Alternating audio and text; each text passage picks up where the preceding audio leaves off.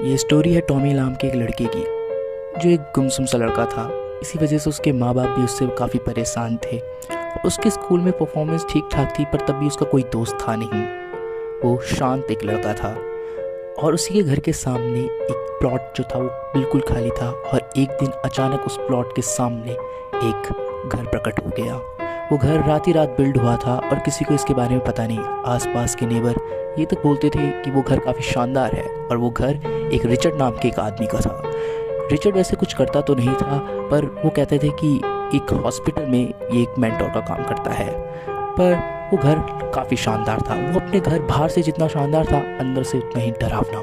उस घर में ना कोई जाता था, ना कोई रहने आता था। सिर्फ रिचर्ड ही उस घर का मालिक था, और वो भी रात को आता था।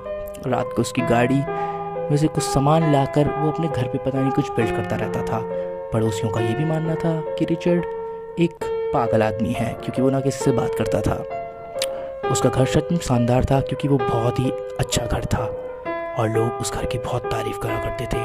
टॉमी को भी वो घर बहुत पसंद था, और टॉमी के अंदर ये बात उसे बहुत अच्छी लगी कि टॉमी रिचर्ड के घर को एक बार अंदर से भी देखना चाहता था, क्योंकि उसका मानना ये था जो घर बाहर से इतना सुंदर है वो अंदर से कितना सुंदर होगा।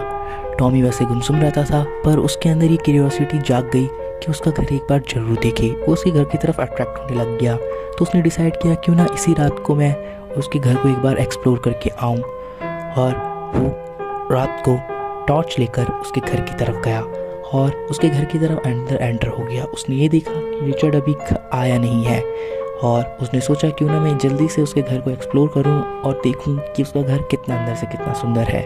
और वो जब देखता है तो वो देखता है वहाँ ना कोई फर्नीचर होता है, ना उसका कोई किचन होता है। बस पूरा घर खाली, सिर्फ बेड की एक शीट होती है जिसमें वो शायद सोता था। ये देख के वो थोड़ा हैरान होता है। वो सोचता है कि घर के अंदर इतना अट्रैक्शन है नहीं जितना बाहर से है, पर अचानक से उसकी नज़र दीवारों में जाती है। वो देखता है कि दीवार काफ़ी अजीब से हैं, उनमें से कुछ टपक रहा हो, वो खून था। ये देखकर टॉमी हैरान हो जाता है। वो सोचता है ये है क्या। अचानक वहीं पे एक कार की आवाज़ आती है और टॉमी डर के छुप जाता है। वो दीवार के अंदर एंटर होता है और वहाँ पे छुप जाता है और देखता है कि वहाँ पे डेड बॉडीज़ थी, काफ़ी लोगों की और काफ़ी जानवरों की। और वहीं रिचर्ड घर के अंदर एंटर होता है और उसके पास एक डेड बॉडी थी। वो डेड बॉडी काफ़ी पुरानी सी हो गई थी, और वो डेड बॉडी के टुकड़े करता है और दीवार के अंदर ठूसना स्टार्ट करता है।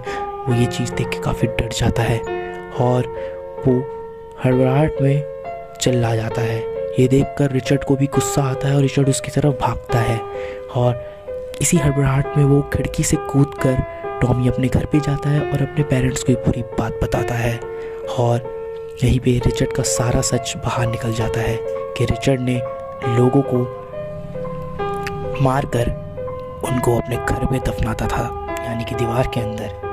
ये चीज़ देखकर पूरे पड़ोसी और ये सब हैरान हो जाते हैं। लोगों का शक सही था कि ये लड़का आदमी संगी है, पर टॉमी इस चीज़ से बहुत डर गया था और टूट सा गया था। इस घटना के बाद 3 महीने बाद पता चलता है कि जो रिचर्ड है उसे जेल नहीं, उसे मेंटल असाइलम भेज दिया गया, क्योंकि उसने किसी भी आदमी को मारा नहीं था। असल से वो ग्रेवयार्ड से डेड बॉडीज़ को लाता था और उन्हें अपने घर पे पीसेस करके दीवारों के अंदर ठूसता था। पर इस घटना के बाद टॉमी कभी भी ढंग से बोल नहीं पाया और वो अंदर ही अंदर टूट गया। एक गुमसुम सा लड़का जिसके ना कोई फ्रेंड्स थे, बस उसके अंदर एक इच्छा थी एक परफेक्ट हाउस को देखने की, जो कि वो भी टूट गई।